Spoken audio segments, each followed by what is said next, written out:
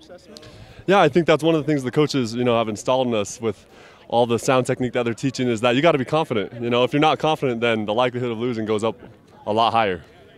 Does it help that a lot of the newness has worn off with the new system, new coaching staff, all that? Now you're going into year 2, you don't really kind of have that excuse, I guess? Absolutely. I think more than an excuse, I think we've got a foundation, and we have enough guys that played it last year that you can build on that. What's different about this year? I think the thing that's different is just kind of what I just said, is that there's a foundation and we're building off of it. It's not we're jumping into the dark. It's okay, we know where we're going and we know what we can do, and let's just keep going.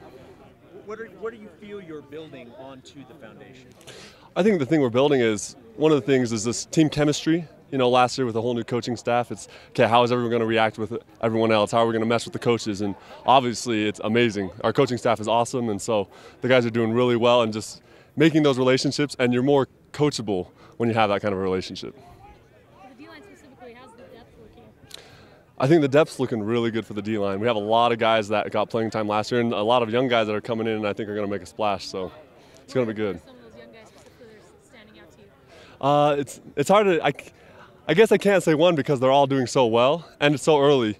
And so once we get the pads on, they'll start to come out more into the open.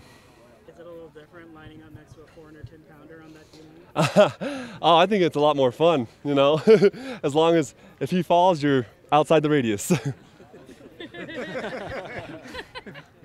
From your perspective on the D-line, how has the offensive line looked? I think our offensive line is doing really well right now. They have a lot of guys that are experienced coming back as well. We lost a couple, but at the same time, a lot of guys are stepping in or learning positions that they can succeed in. How has it helped you to know you're going to just concentrate on football? It's helped a ton. You have your mind set, and so you can just put full effort into it. There's no turning back. So it's been an amazing experience. How difficult was it to lose weight, gain weight, and throw the different things in sports?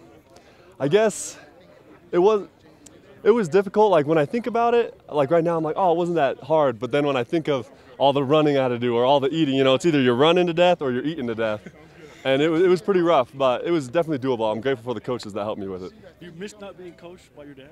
Well, you know what? It has its pros and cons, definitely. I think I'll always be coached by my dad in some way, shape, or form. I was wondering if he ever watches your film at home or calls you over and says, hey, son, you're doing this kind of wrong. We talk a little bit, but I think the biggest thing is that my dad, he knows that Coach Tuyaki knows exactly what he's doing, and so he trusts me in his hands, and so it's been great. How the two complement each other to help you guys become better as a unit?